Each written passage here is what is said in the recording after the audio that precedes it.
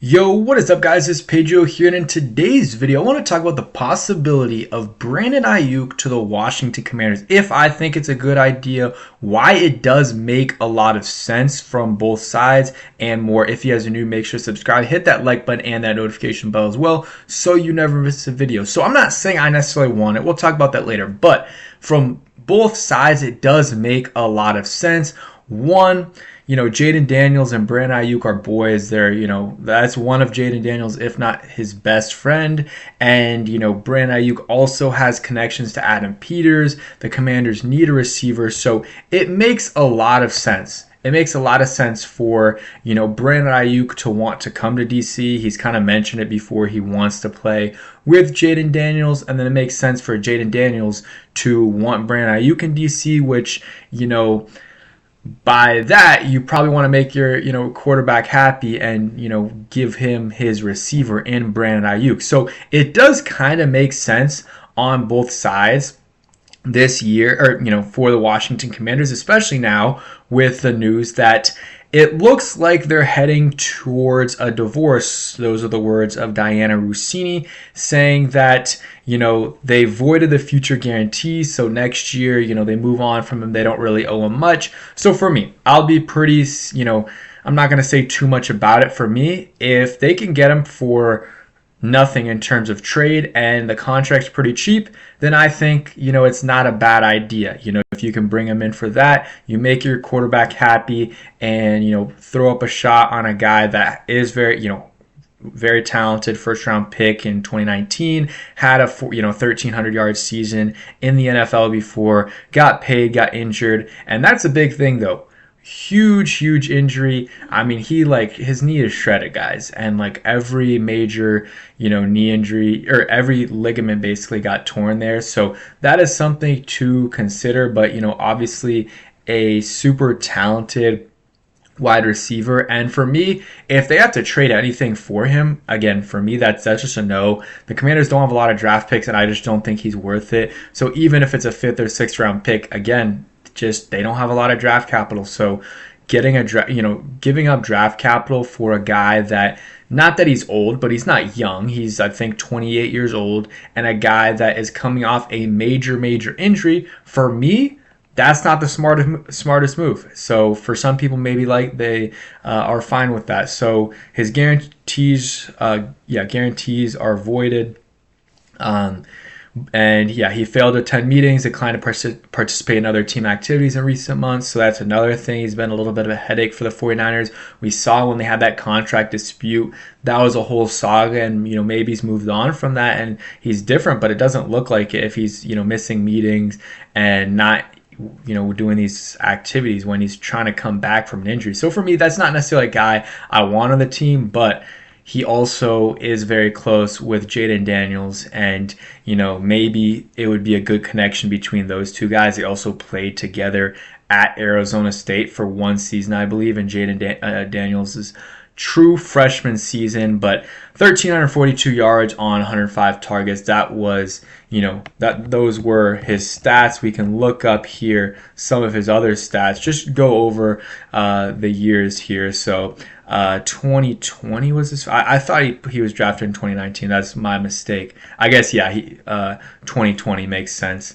because he was not the N'Keal Harry year. He was the year after that. But his rookie year, 750 yards. The next year it was kind of a slow start, but then he put it, turn it up a little bit, 826 yards. The next year, 1,000, and not this past year, 2023, 1,340 yards and 7 touchdowns, which is a lot.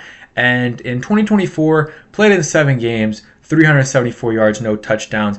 Wasn't amazing, but he still was fine, averaged 53.5 or 0.4 yards a game, which again, that's not amazing, but it's decent. I'm sure he got hurt. I don't know when he got hurt in that game, but that probably, attributes some of the low numbers there per game. If he gets hurt in the first quarter, obviously that's going to change his averages and everything, but he still wasn't amazing. And definitely, I would say missing a lot of the offseason plays a part in his performance, but he's going to get cut is my guess. And if he gets cut, he's going to want to sign with Washington. It's just a matter of, all right, Jayden probably wants him here, but does Cliff want him? Does Adam Peters want him? Does Dan Quinn want him?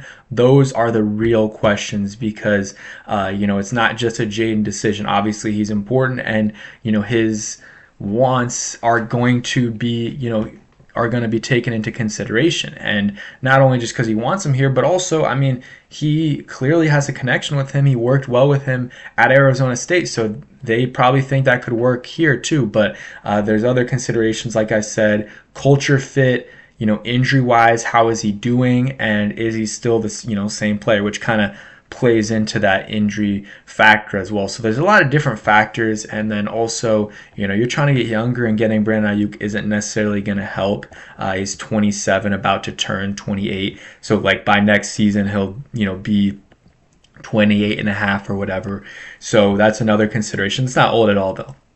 It's not old, but it's not young. If you're trying to get the receiving core younger, it's not necessarily doing that. But if you move on from Debo, you keep Terry, you got Brandon Aiyuk, I think you need to bring in a younger receiver, whether that's in the draft or in free agency with one of the tier 2 receivers like a Romeo Doubs and Alec Pierce, Wan'Dale Robinson. There's options there for the Commanders. But real quick, a word from today's sponsor. And make sure you guys go ahead and check out Sleeper. Use my code Pedro and get 100% match up to $100. Link is in the description for that. There's a Thursday night game tonight, the Buffalo Bills versus the Houston Texans. So that's a solid matchup there with being able to watch the Bills. So you can win real money making picks there. They also got the free $20 entry still going on with Sleeper. So make sure you guys check them out. Link in the description. All right, and again, a huge shout out to Sleeper there. But back to the Aiyuk thing. For me, again, my final thought on the Aiyuk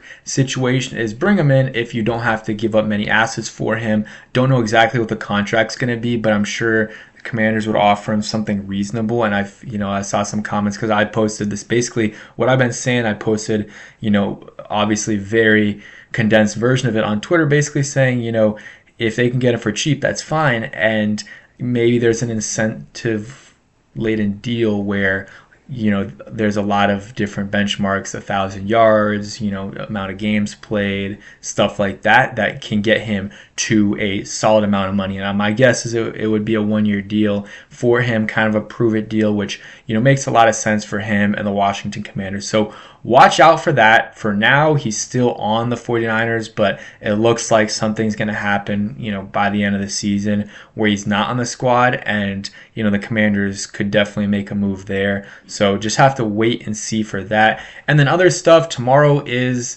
Sunday, so Commanders aren't playing, but there's a lot of games going on, and there's a lot of teams that, the Commanders, if you're looking at draft stuff, there's a lot of things the Commanders are rooting for. So you're rooting for, all the teams ahead of us right here, Raiders, Jets, Saints, Browns, Giants, and Titans. You're rooting for, those teams. But some of these teams are playing each other. The Browns are going to be playing the Raiders. So that's good. One of those teams is going to win. And in that case, you're probably going to go ahead and jump them. You want the Raiders to win, honestly, because the Browns, their strength of schedule is so much, lower than the Commanders. So you want the Raiders to win. Let's say they get to 3-8, the Commanders would move over them. And then you have, let's see, we talked about the Browns. Let's see the Giants, who they play. I believe they're in by a little bit. They play the Lions. So that is probably not going to happen in terms of them winning that game. And then you have the Saints, which I think they have a winnable game as well. They play the Falcons without Michael Penix, so it's going to be a Kirk Cousins game. We'll see about that, but that's a winnable game for the Saints. And then the Jets, finally, they are going to be playing the Baltimore Ravens. That's going to be a tough game, but there is one team minimum ahead of the Commanders that's going to win this week, and then you have some other winnable games, especially with the Saints here. They have a chance to beat the Atlanta Falcons. But that's it for today's video. Just want to go over the possibility. Thanks for watching. Hope you guys enjoyed. Peace.